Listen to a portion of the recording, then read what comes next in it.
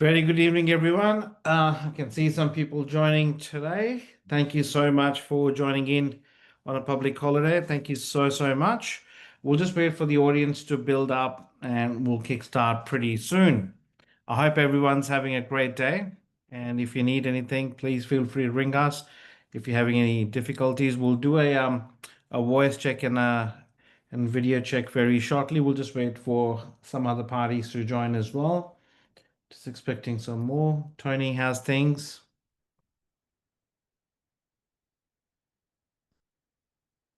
I can see Kumar's joined as well. Hi, Kumar. How's everything?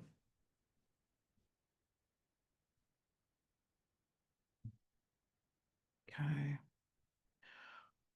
So we got 1 minute to go before a few others join, and we'll just wait for another couple of minutes before we kickstart the process.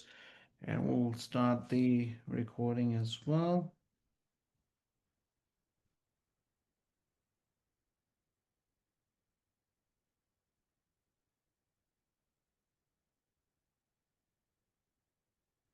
Perfect.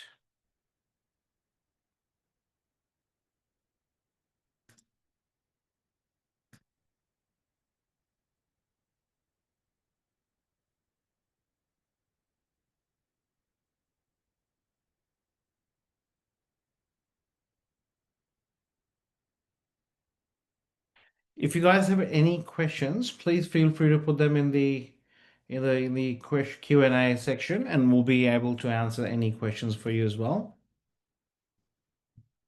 All right, it's 7 p.m., so we'll kickstart today's webinar, adding value to your property by renovating your property or renovating a home. So, which is an exciting one for me. The number one thing I love about renos is that it gets you to sort of do a lot of brainstorming and it gets you to sort of go out and do a lot of activities around there, gets you to see other properties, compare your home. It actually gives you a lot more just than the renovation as well, because there's so much involved. You get life experience from it, you get experience about the market for exactly why you're going to renovate your property. So I will be able to explain how and when, and it gives you a lot more exposure on what potential and what opportunities this exercise can open up for you in general for the future as well, and how much value that you can add in someone else's journey and life as well. We are all about adding value and journey to others. That's exactly what makes me feel happy as well. It has been added to my life by someone. I'm simply passing it on, and I expect the same thing, passing on the knowledge and the information that we gather from one to the other would absolutely help when it comes back. So, most of you would obviously know about renovation, so I'll still go from a perspective that we have no understanding and we starting out from scratch.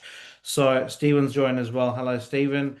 And so we'll kickstart the process. Before I kickstart, I would like to sort of say one thing to everyone. When you're renovating, the rule of thumb is you remember that you don't want to overcapitalize, but remember what exactly your game plan and your goal is to renovate and why you're renovating a property. Having that why is going to help you along the way. Many of the times you'll get carried away, or you'll probably try to pull back on that budget list as well. You might not want to spend money on something that you feel that is not going to add value, or you might not even think clearly. That's very common to happen when you're renovating a property for profit or to add value. The other part is that you might really want to sort of spend a lot of money because you're getting emotional about it. So you always remember your why and have a clear understanding why you are doing this. So let's kickstart the process on why we renovate and how. So today's journey, there's few slides that we're going to cover, and if I'll try my best to cover everything by 8 p.m. today. If not, I will probably be able to send you the whole guide and this list via email, and also we can do another session pretty soon as well. So pretty much we'll go through quick reno tips to increase value and manufacture growth. So this is a critical part. It's probably where this whole vision and mission about this webinar is today.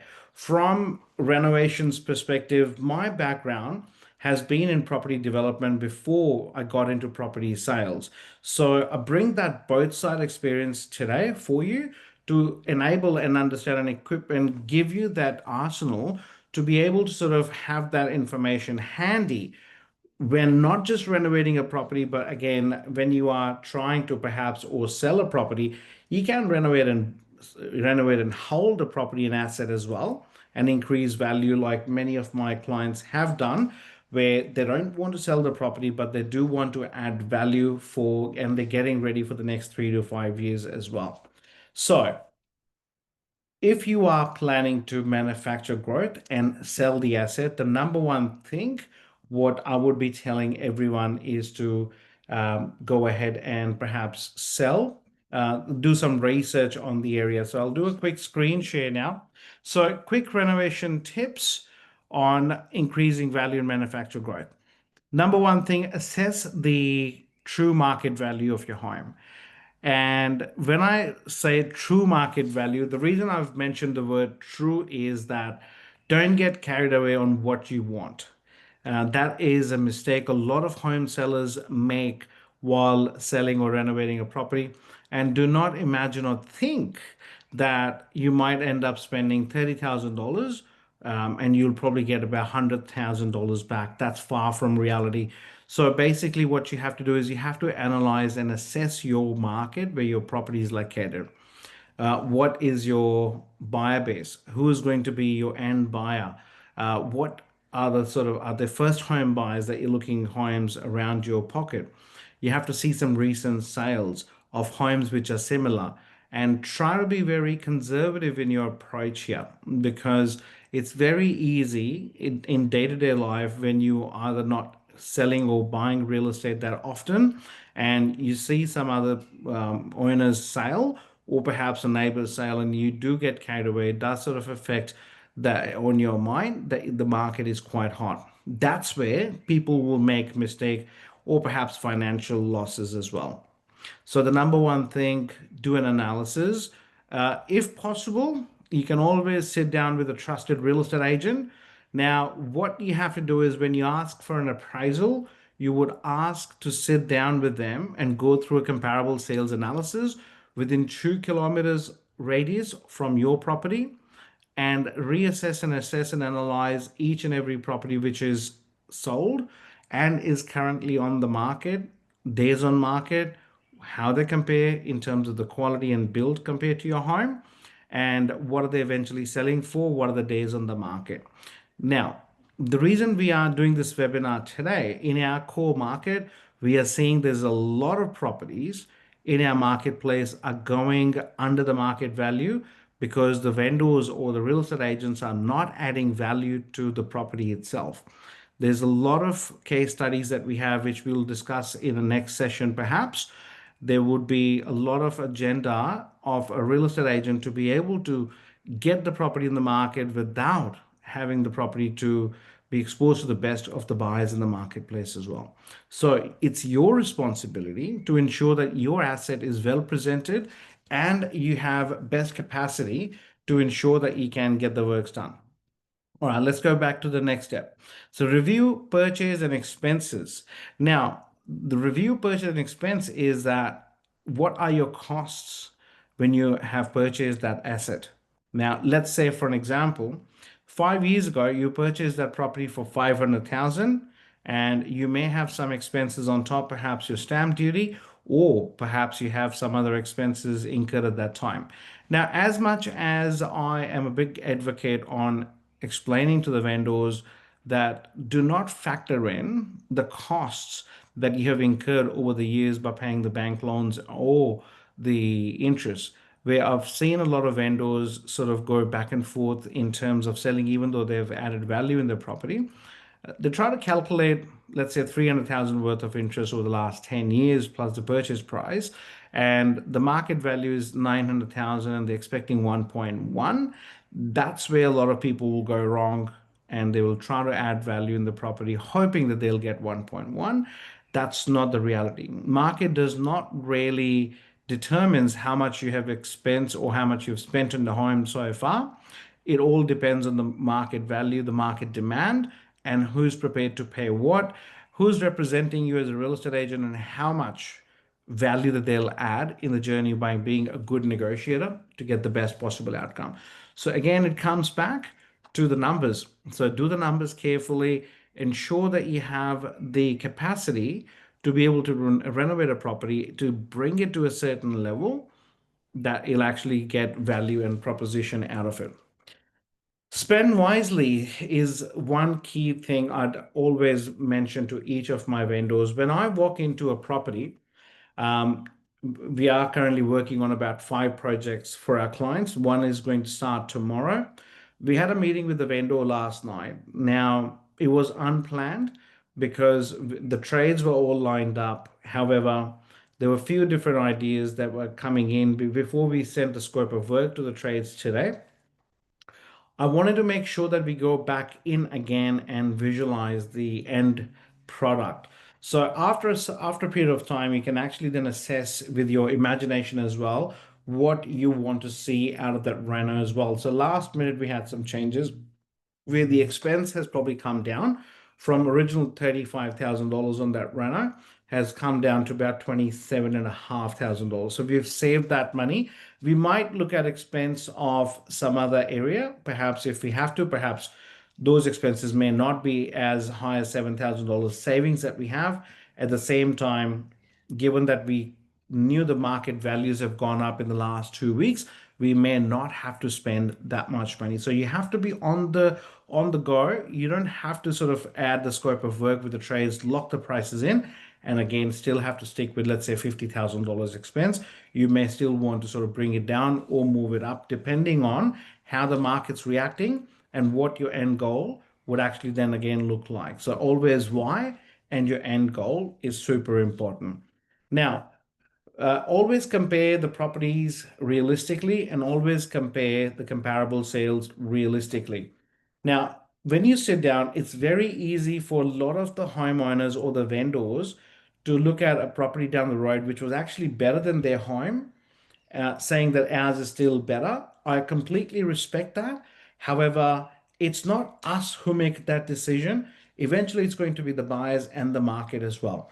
So what you have to do is you have to sort of analyze how does that home actually compare with yours? How does it look and appeal aesthetically to the buyers as well? So there's practicality of floor plan. Then it also comes down to what is going to be the first impression, your facade. The moment people walk in, what is the ambience around it? Are there some wall lights? Are there some wall molding, some wallpapers, for example? What color scheme of the walls are? What are the flooring like? Because people are, remember, going through different homes, the vibe. We'll also talk about the open home, how to have a perfect open home at the end of this session as well. So we'll talk about that as well. So it's all part of the whole package. Now, thereafter, once you have the comparable sales analysis done, first you have to analyze potential value. Is it profitable? Let's say the comparable sales of recent similar home sales is between 900 and 950. You've purchased a home for 700,000 about 3 years ago. You have some stamp duty, and let's say you have to spend about $20,000 to $30,000. Let's do the maths. So 700,000 plus 35,000 stamps plus another few $1,000s expense. Let's make it another 5 lump sum. 40 plus 700,000, 740. Then you have your renovation expense, let's say $30,000. That's about $770,000 plus agent and marketing fee. Let's add up average $15,000. So you're talking close to $800,000. Now, what is your next step after that? Are you going to use that money elsewhere? So that's also a factor that you have to look at, whether you're going to buy another asset. That is something obviously a lot of vendors would know, but let's keep it till the renovation, and how is renovation profitable when it's not profitable as well. Majority of the time, renos are profitable when people have had properties and assets for at least 4 to 6 to 7 years bare minimum. It actually makes a lot more profit. They, unless obviously the market values have soared and increased, over the last 2 to 3 years since they've purchased as well. In some market, it may as well, it does happen. It just varies from market to market as well. So, one other thing, what I normally say is choose the right trades, meet multiple trades in your area, speak to your friends, and ask them if they know good people. When you meet them as well, have an open discussion and have a discussion with them about your goal. Share your vision, share your why, and understand whether that trade would be an ideal fit for you.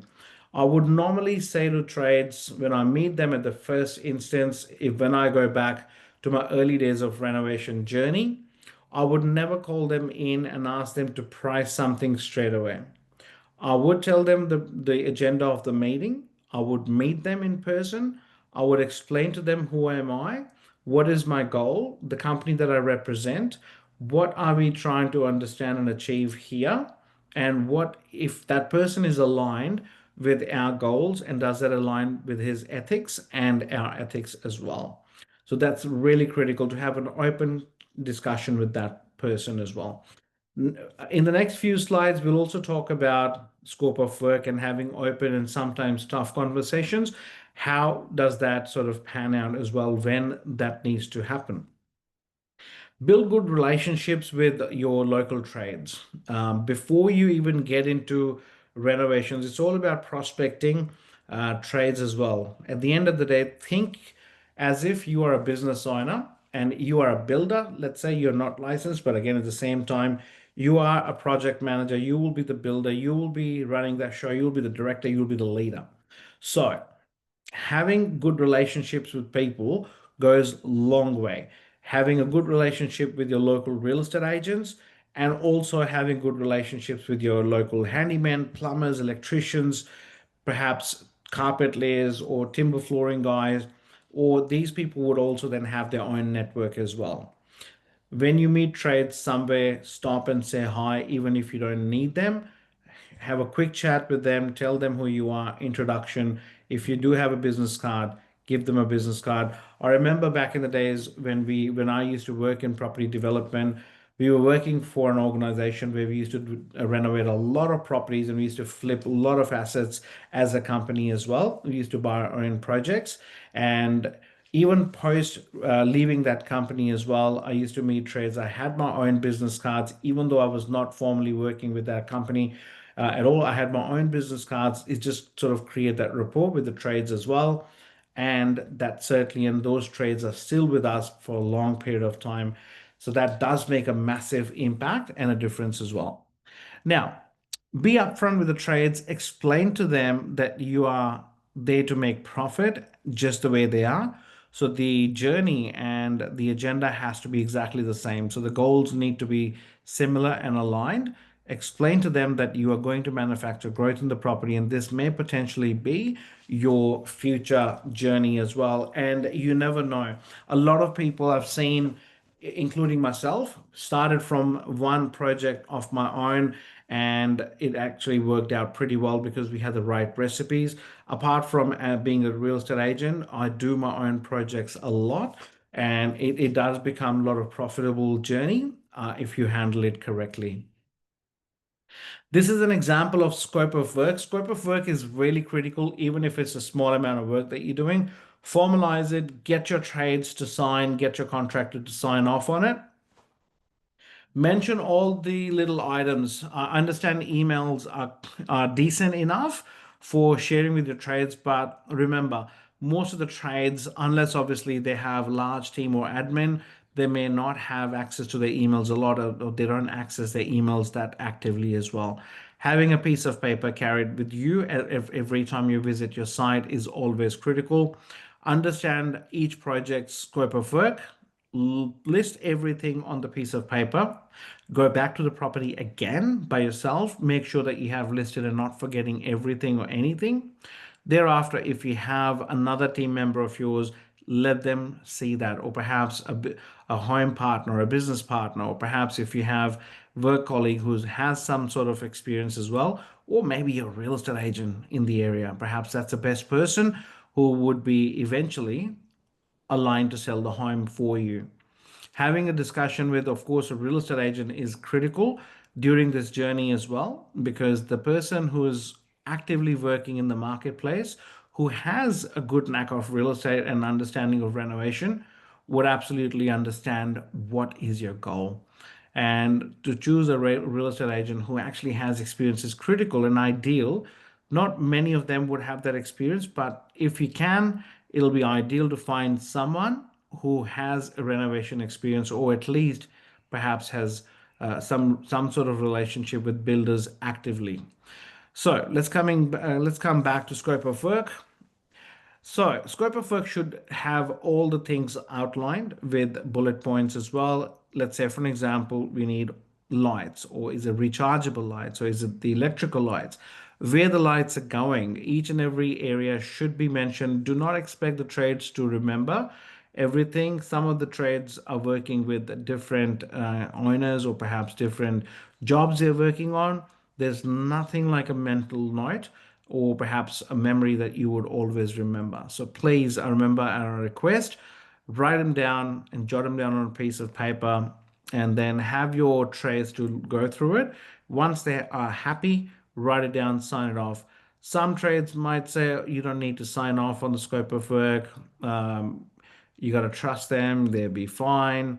But it's just that sometimes that a conversation, which is a hard one to have, but I would normally push back in a nice way to say to the contractor, I completely understand, and I'm so appreciative that we are on the same page. I do have a problem of losing things and losing track of items, so I might as well get it signed off. So I'm having that peace of mind. I love to work with peace of mind and no stress on my mind. This would actually give me peace of mind. So you kind of sort of smartly put that on yourself and get it signed off from them. And rather than saying, I need you to sign off on it, I don't trust if you'll make any mistake, I need you to hold it accountable. It's actually for us to be able to hold the trades accountable. At the same time, it's not about blame game. As I said, create good relationships with your trades. This document is always great when you want to have a hard conversation, and you can always refer back to this doc. It's always critical. It has saved us thousands and thousands of dollars many times, as us or the trades have tend to forgotten about the deadlines, or perhaps the items that who was supposed to order the items, which would obviously delay the project some of the times as well. So list each and every item, who's going to order them, who's going to buy, who's going to pay for that, but what are the payment terms? What are the timelines? When are you expecting them to finish off the job as well? And keep in touch with your trades and visit the sites a lot. That's coming up in the next slide as well. Variations is always critical. Always have an open discussion about variation. Let's say, for an example, you engage a painter. I'm not talking about a large project here. Let's talk about a residential property where you have been quoted at, let's say, $7,000 for the whole house painting. Now, in, let's say, white color walls and white color ceilings. Now, if you were to sort of change that to off-white, or perhaps you want to have one or two feature walls, maybe in a hallway or maybe in dining or kitchen or living area, for an example. Now, would the trade person going to charge you more if you change a color? You might think it's just a color change. For them, it may potentially be that they have to put an extra amount of paint on a wall, which may be a different color. To give you an example, we had a client where there was a wall color of charcoal and dark brown and yellow in the pretty much all the property, the whole of the house.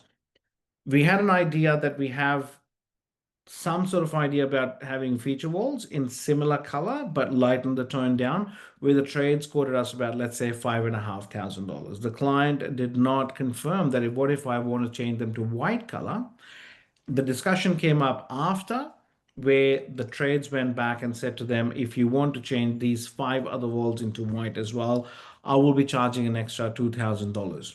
So that was a surprise there. We were working on a very strict and tight budget as well. So having these discussions upfront always pays off in long term as well.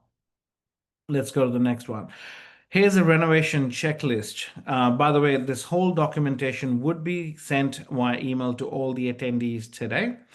And we will be sharing more information on some other projects and some other hard copies I've got available. If you need a hard copy, please do drop us an email. We'll be able to express post that to you as well. Now, renovation checklist. Always look for areas that you need to improve, walk around the home, go for a general walk into the home itself and understand what areas require attention. Let's say, are the walls needing any patching, repaint all the walls? Perhaps is it a patching only job or is it a full wall repaint job? Check the corners. Now, I'm always about making sure that we just don't have to repaint the wall because everywhere it says add value or paint online or maybe on YouTube videos. You have to understand, as I said again, knowing your market, comparable sales, what areas of your home you can get away with, and what are the things that you must do. Like I was giving another example, we went to a property which is about to start tomorrow. We are now not doing wall painting of that house of a different color. Instead, we've changed the different sort of color schemes. We would then invest that color or the money that we have saved elsewhere. So there's always different areas you can work around. There's variations, but again, as I said, always have a discussion with your trades. We had locked in the trades with the price, but we already had a discussion. If we change our mind on the color scheme, there may be variation on the cost, which is downwards. So we were able to negotiate that down as well. So that's quite critical. We have to also understand the rates and the prices as well. Some of the times you would have, let's say, for an example, $10,000 for a particular job quoted to you, and you decide to change the color scheme to maybe, or maybe you decide not to do half of the house. The trades may just go down $2,000 or $3,000, and that is probably a bit too high. Sometimes that saving is not worth it. So you might as well just do the whole thing.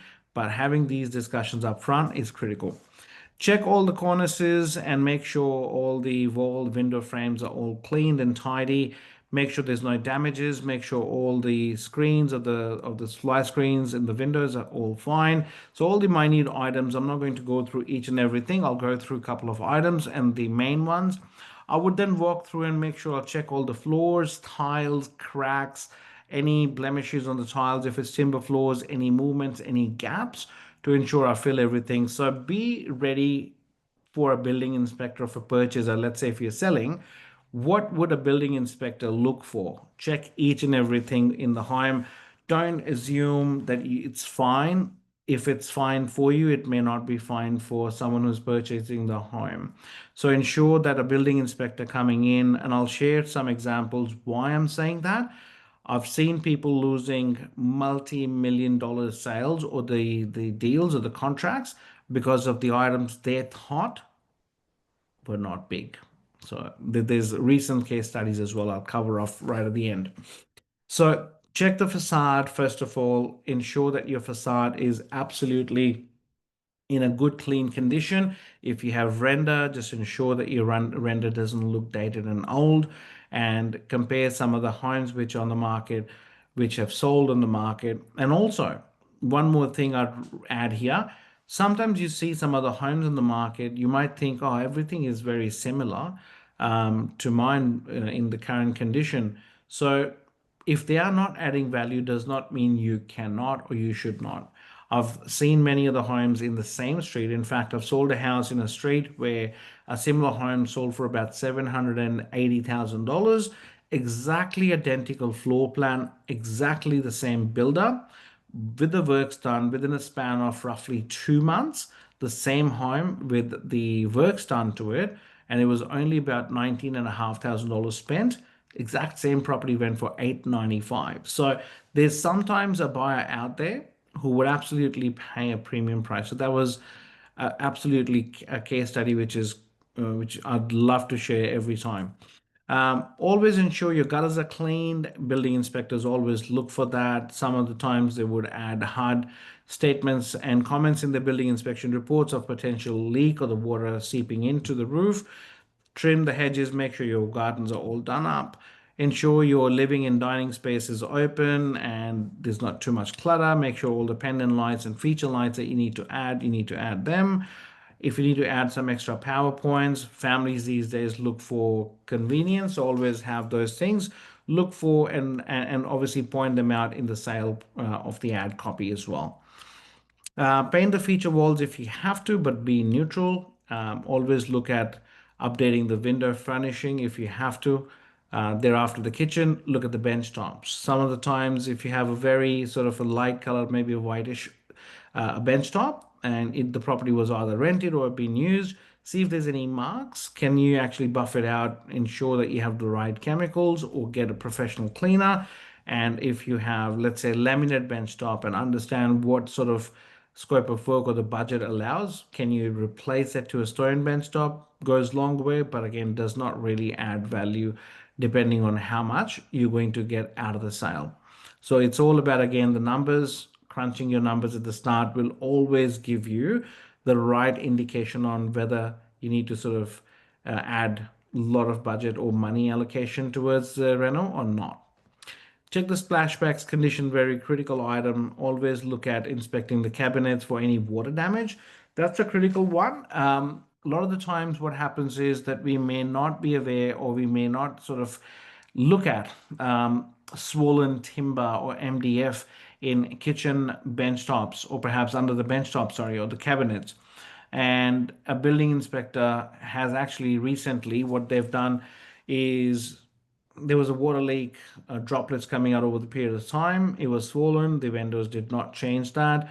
Building inspector said there could potentially be some water sitting or there could be an existing leak because the property is on the market for sale and it's vacant. We can't assess that. Do plumbing checks. And there was a condition purchasers try to add for condition of getting a plumber in to do all the water pressure testing, which costed the vendor an extra $300 for the plumbers to come out and do their checks. So always have these things checked beforehand. So walk around the home. If it's an empty property or vacant house, absolutely easy. Just walk through, open up each and every cupboard, think as a buyer and see how the buyers would walk through and they would actually react.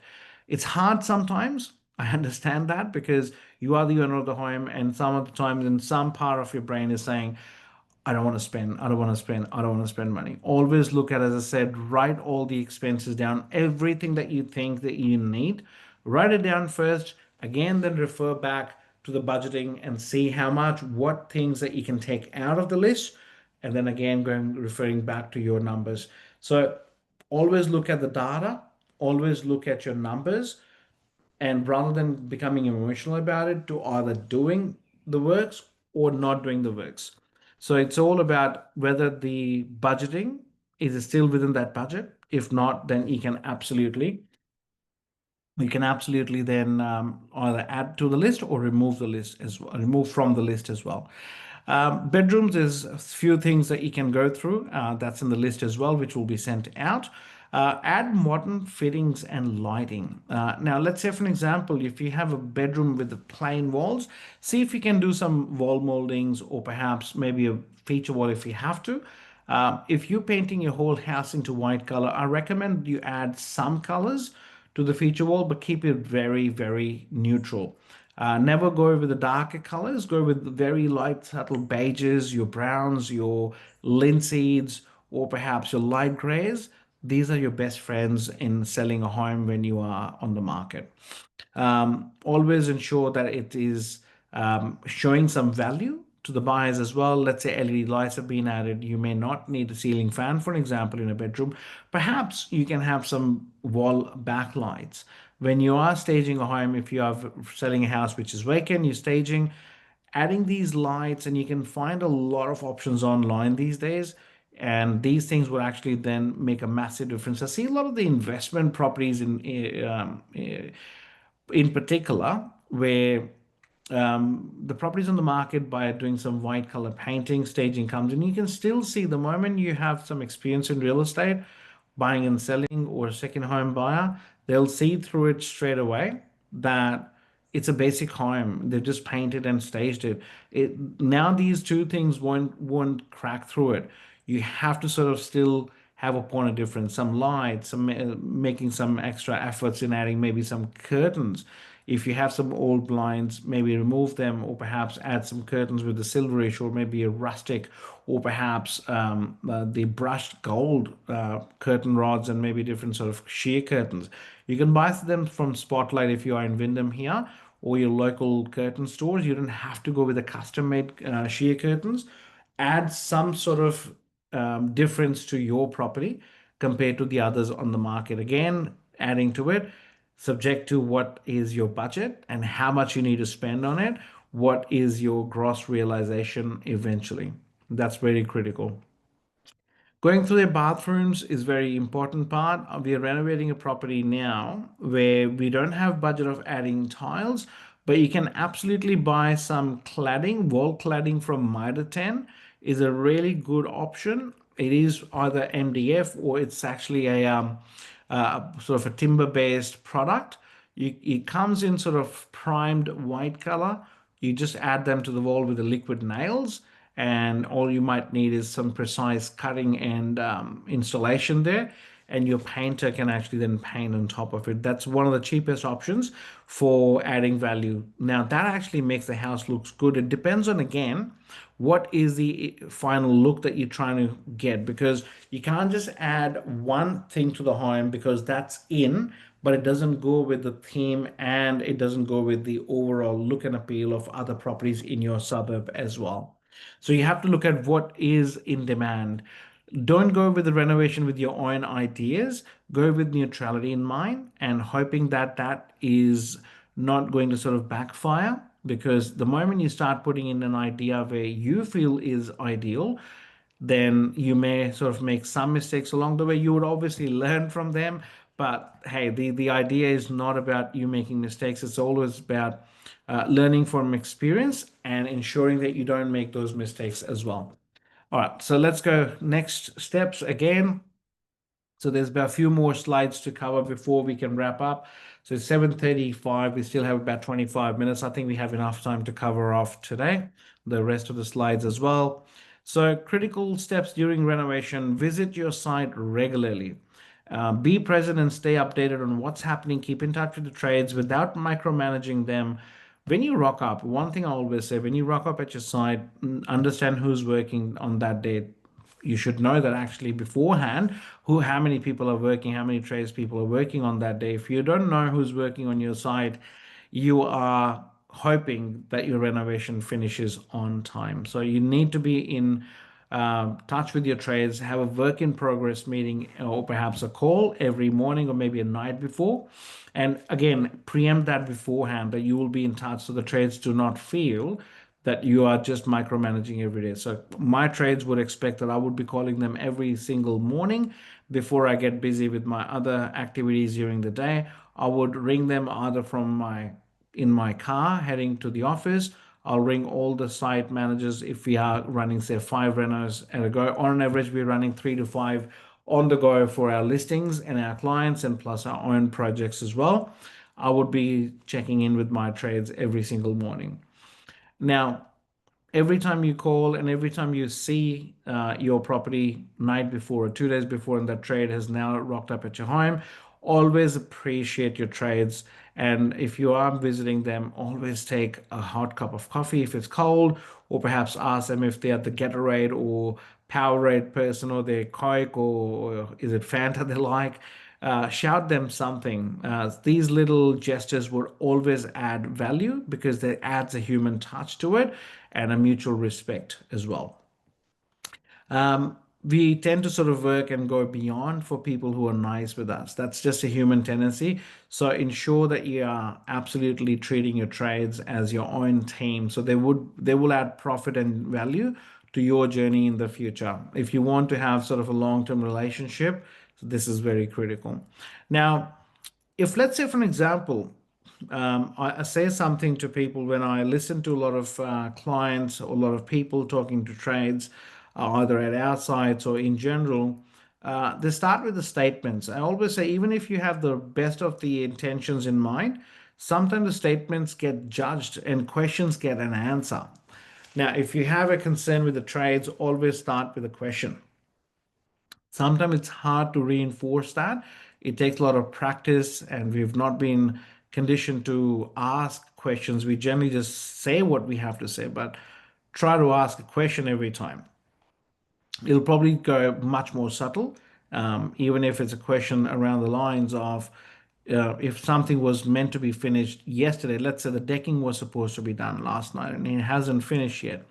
Always ask a question. Was there anything that was stopping them to finish yesterday? Is there anything that you can do to sort of have this done by 12 p.m.? You indirectly trying to set the expectation that you want to have this done. And if it's happening again and again, as I said, your scope of work from before would come handy, that you would absolutely then say, let's have a discussion that we're still on the same page. We signed off on this. This was a start date. This is a projected end date. That's where the scope of work always comes in, where you don't have to put everything on yourself because they've signed off on that scope of work. That's where the review of scope of work comes in. Again, as I said, avoid micromanaging, address delays early on. That's really critical. Now, some of the times you people think, and I've heard that many times, that if I tell my trades again and again, what if they don't rock up next day? Look, I understand that that's a concern. It is hard to find trades and it's hard to find good ones. So, what I would recommend is that still address the problems early on. It will avoid a lot of issues in the past because it'll keep building up in yourself. And days on market, your property is vacant and it's costing you money. Either you're selling or you're going to rent. So, knowing all these numbers and explaining that to your trades is good and important. So, address any delays or issues very early on. You know what they say is solve the problem while it's small before it becomes big, or put the fire off when it's small before it becomes big fire. Let's go next. Smart tech. A lot of the times I see investment properties going on the market. Let's say if you have been, if you're the owner of this particular property, let's say 10 years, and you are going to make some equity out of it, add some smart tech for future convenience for the buyers and having that point of difference compared to the other properties as well. Some of the times you're doing two things, adding two more things might cost you a little bit more, but it's going to make you a bit more profit potentially, or depending on again your numbers. And at the same time, it'll help you getting a sale across the line much faster. And nowadays, you don't have to buy an expensive product. Let's say Eufy's doorbells are quite expensive. You don't have to go with that. You may choose to go with another brand. There's a lot of options available online, perhaps smart lock, maybe wireless cameras. If you don't have cameras in your investment properties, most of the clients today are investors. I would say to the investors that when you renovate a property, don't just stop at a basic reno. It's gone out of the times where people are now expecting a lot more. When the buyers are buying, especially when you are in an area where there's a lot of first home buyers or owner occupiers, they are comparing your home with some other good properties and they are prepared to pay more. But depending on whether you are going to get that offer or someone else is going to get that offer, it depends on how much you can impress. Again, go back to the numbers, see if that's doable and if it's not blowing up your budget. So that's critical. Smart locks, maybe smart lighting. Not that they add value on price that much. It's not that you'll add CCTVs or perhaps doorbells or perhaps automatic locks will get you an extra 40, $30,000. Not really. You never know, though it becomes a full package for you to be able to get that extra 30 to $40,000 on the sale price.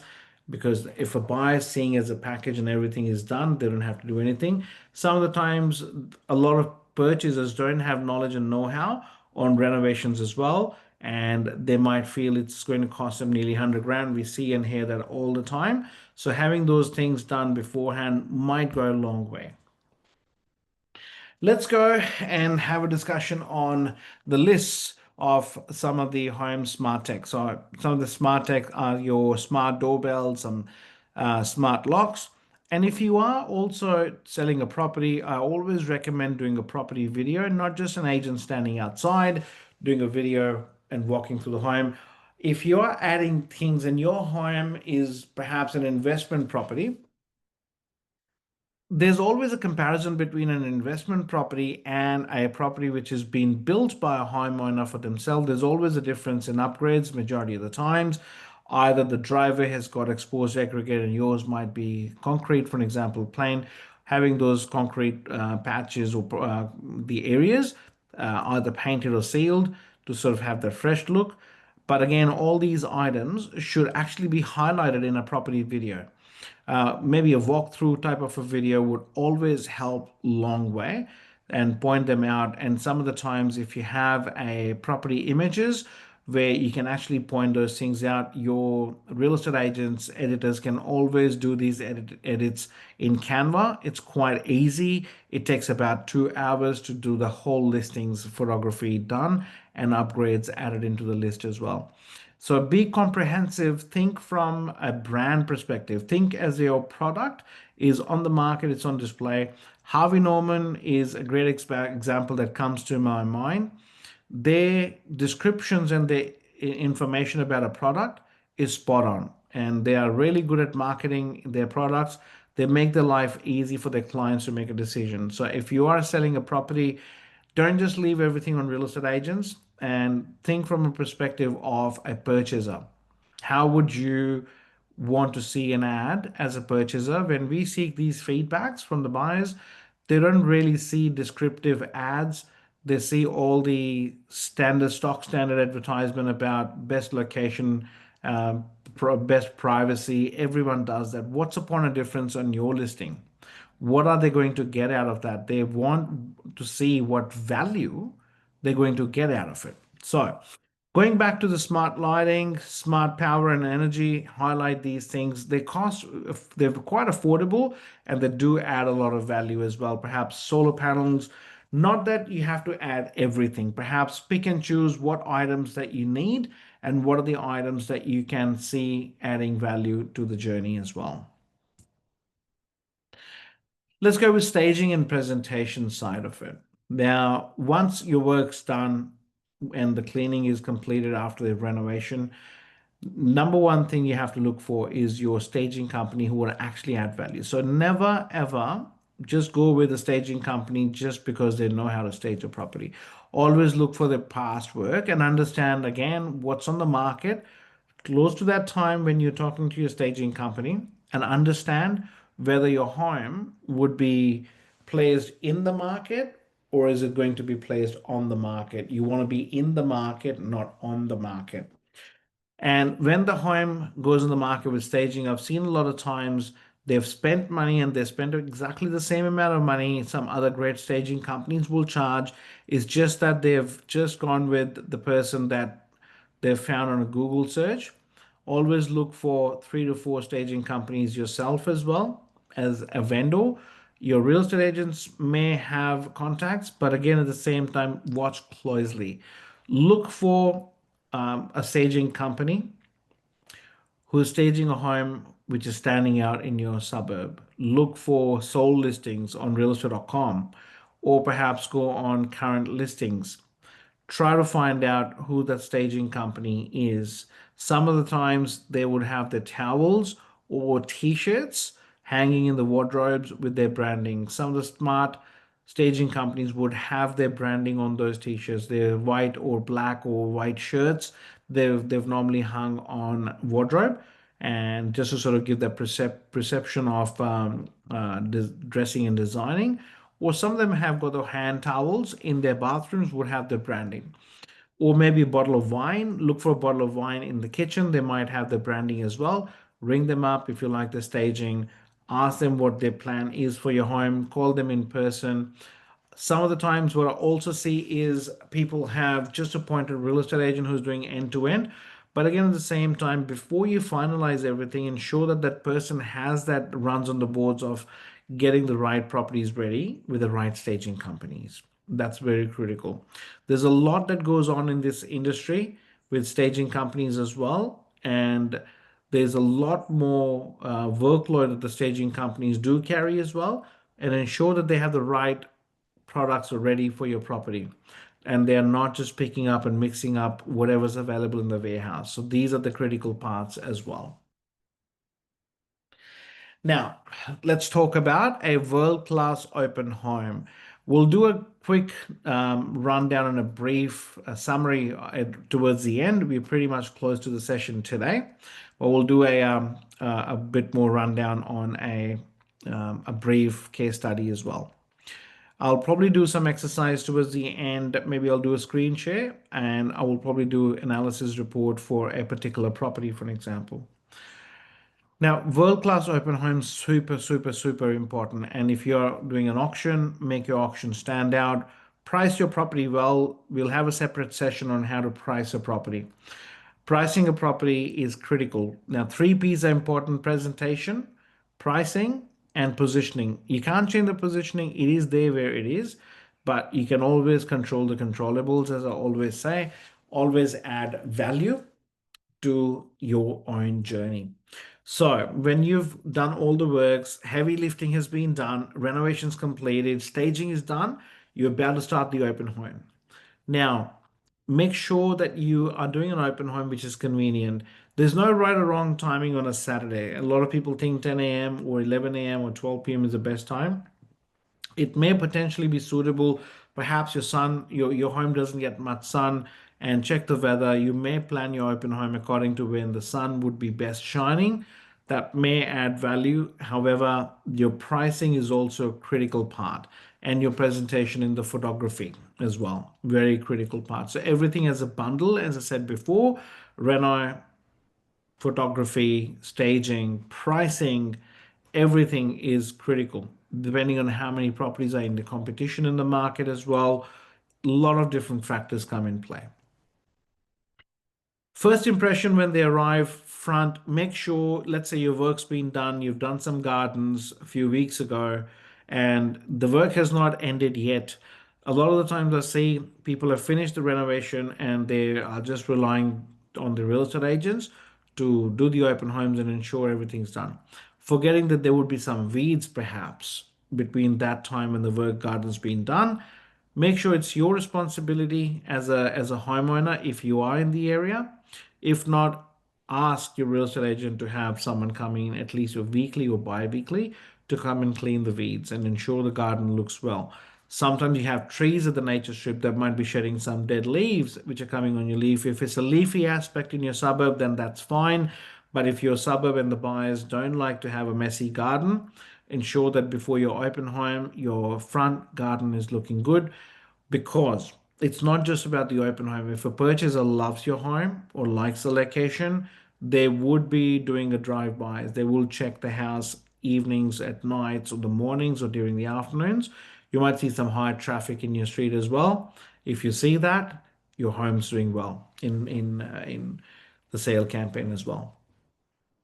Ambience and atmosphere inside is critical. If it's winters, ensure you have heaters on. If it's cold, if it's summer, ensure you have your evaporative or your air cons on, and have nice scent, good presentation. Candles, not a big fan myself as such from security point of view. Some of the times, depending on the children coming in, instead of candles, you can have some essence, or perhaps you can always have some sticks and some oils to have good fragrance as well. Walk past the home and ensure everything is in place. Fragrance, maybe a good air freshener is always critical. A lot of the times, coffee beans do help and add value as well. Make sure your bed sheets and your linen is fresh and crisp, and always spray some citrus or vanilla kind of a flavor on the as a spray on your linen as well. Some of the times kids will jump on and they might tell their parents about how nice it smells. It's all about feelings that would sense your, or the senses and the feelings, I would say, would sometimes help the buyers make a decision as well. So you are trying to impress a customer. Imagine they're walking into your shop. It is your shop at that time. You on show, your home is on show. So you have that 15, 20 minutes, or some of the times only a few seconds and minutes to either impress or have someone walk out without having to make an offer on your home. So very critical. You want every potential buyer having that or having that every potential buyer's interest in the home ideally, but obviously that's not the reality. However, you can always try and aim that as much as you can impress each and every person who's come to the home. You never know, you may not be the first choice for a particular buyer. However, it's not guaranteed that their first choice they will get the property. So you never know that they might come back as well. So it happens a lot of times. So presentation is quite critical. Every open home before buy without fail. And again, the discussions on how many open homes are ideal and pricing strategies will be a second as a separate session, which we'll discuss. How to ensure that you sell the property the best possible price will be the next strategy session that we will be doing as a webinar as well. What would be the agent's role in an open home? When your open home is scheduled, it should be world class. Again, like your trades, you must have a clear understanding whether your real estate agent is on the same page, how early they will be rocking up to the property. What is their role in presenting if you're not there? Are you going to be present on site or are you going to be out of the property? Present inside the house is generally not a good idea for a vendor. Purchasers normally feel a bit awkward in seeing the home freely and openly. So leave it to the buyers and the agents who are trusted for selling your home, but ensure that they are on the same page and they're presenting your home really well. Soft music, always critical. Ensure that's there. Your real estate agent himself and herself, they're presenting well. Very important. The greeting and meeting your buyers very well. They're on your side, but they got to be bubbly and chirpy, ideally. Break the ice, build rapport with your buyers because, hey, that extra $20,000, $30,000 push is only possible if the buyers like a real estate agent. We always love to do business with people we like and trust. So be informative as an agent. Make sure your agent is informative. Write down bullet points of features of your home, location, what you have in the home. Perhaps ask your real estate agent to have a print out of maybe 15 to 40 per open home, copies that they can distribute apart from the brochures. Even if brochures are not there, that's fine. Even if they have a QR code which lands the purchasers back on their website, and they can have a retargeting on their websites with the pixels and they can run social media ads to retarget those buyers. That's amazing. If we are in a digital world and we want to retarget and be on top of the mind of a buyer. Subtle cues like offering properties brochures, fact feature sheets, as I was saying before, QR codes, link shows professionalism and readiness of help being helpful. Attention to buyer psychology. Most buyers make a decision emotionally in the first 60 seconds and justify it logically later. That's very critical. As I was saying before, ensure that your presentation is absolutely spot on. People will fall in love with the home, end up paying more, and they'll still justify logically to their friends and family members saying, oh, well, it was close to the location and we've been on the market long enough. We just thought we'll just pay more and just get it done. But the fact is, they don't even know some of the times that they've emotionally fallen in love with the home and they just got carried away. You got to be that vendor who gets lucky. Feelings are absolutely critical. They're not facts and they matter. So create feelings. Create moments, smell from coffee from the kitchen, a candle burning near bath, perhaps soft sunlight hitting the dining table, three sticks in the buyer's. These things stick to the buyer's memory as well. After the open home experience doesn't end when they leave, prompt follow up. Ensure your real estate agent is following up straight away. Same day, like we have a rule in the office, if you're doing open homes on Saturday, same day open home callbacks on Saturday itself. Don't leave it till Monday. Monday will be the second round of callbacks. Ensure that you have that prompt conversation with the buyers while the property is fresh in their mind, and that is absolutely critical. And perhaps send them a follow-up text and a phone call straight after on that day itself. Obviously, don't be intrusive, don't be sort of pushy, and that's probably have a you would probably as a vendor who are the investor has to have a chat with your real estate agent. If you are in a different pocket or different part of the country, you would probably have a real estate agent that you'll be working with. Ensure that you have all the game plan in place. And what we do generally with our vendors is we normally plan everything on a calendar, on a digital calendar. We put each and every step on what's going to happen. We keep a copy, they keep a copy. This is our scope of work. So we know exactly what we are doing, and we are accountable for that. And if there's some part the vendor has to do, we ensure that the vendors are also set accountable to ensure that they have done those things. It's working as a team to ensure that we get to the end goal, which is getting the best possible outcome. If we've done such hard work, getting the house in the market, keeping it vacant, costing us money, spending money on renovation, and getting things ready for sale, we're doing all that rather than just putting it on the market with basic photos and be a transactional sort of a transaction versus creating that potential of making that extra profit right at the end phase. So you got to have the right process and strategy in place. And that's all for the today's webinar, guys.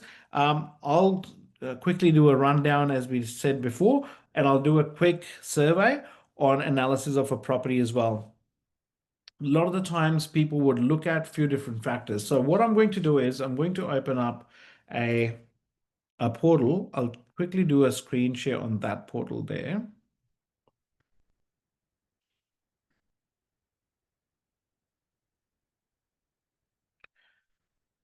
So we've got a minute left. We'll kickstart this process. So how to do an analysis on a property. Let's say, for an example, we go to a property. Let's say that property there is, oops.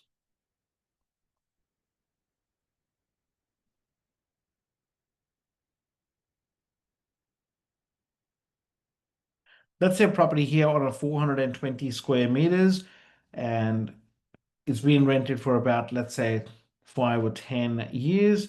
Now we are now trying to do a rental appraisal or a sales appraisal. We will always go in, do the analysis. So 2 kilometers radius is a perfect example. This is how an estate agents will actually then do the analysis. We have multiple different tools. We'll narrow the search down to 4 bedroom, 2 bathrooms, double garage.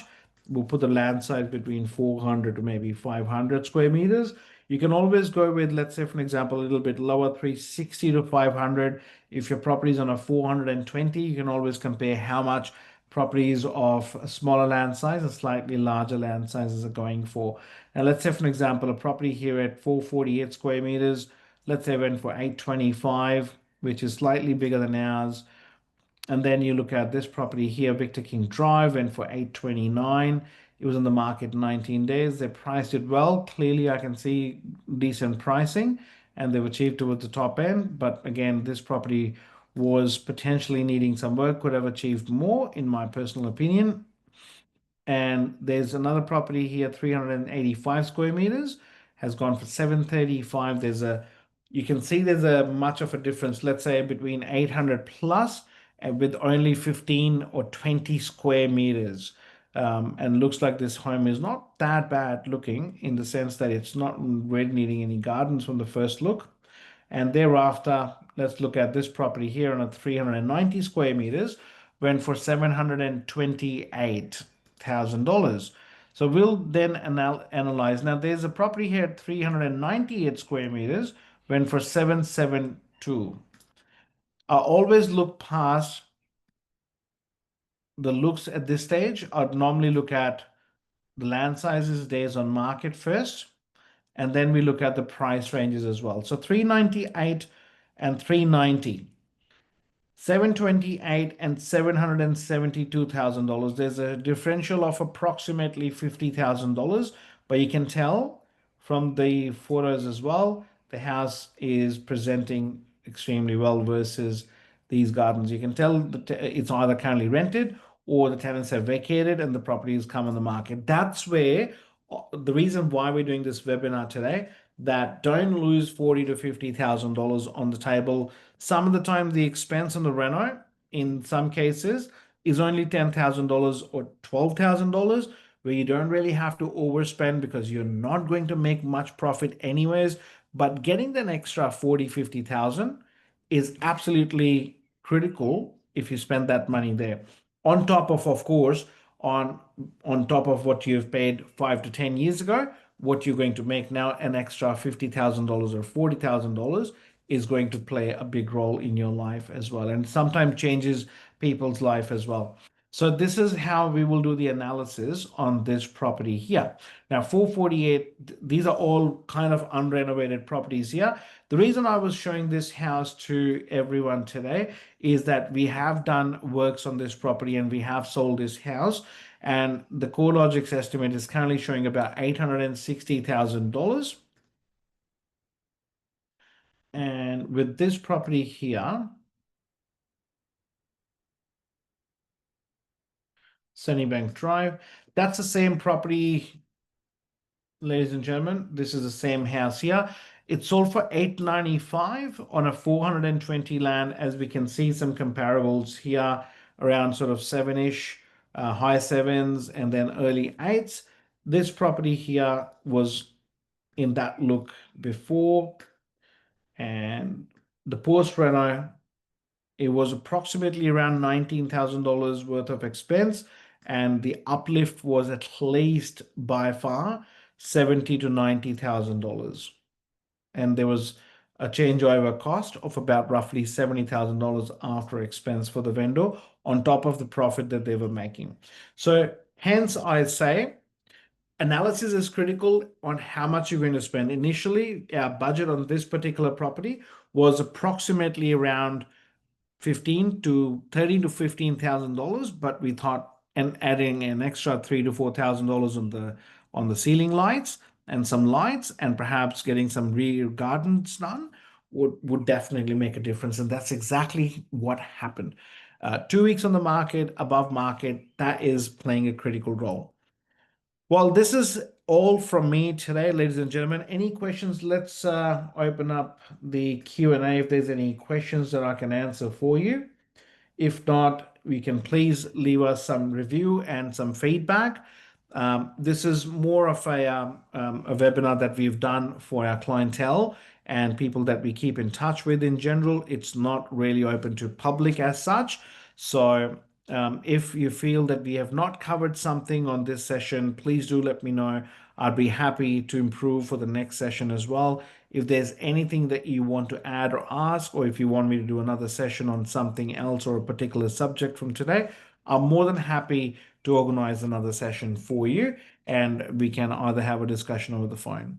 Otherwise, for the same time, thank you so much, and absolutely thrilled that you've joined today, and I'm thankful for your time and attendance, and I'm here myself with my team to look after you. Thank you so much, everyone. Have a wonderful evening.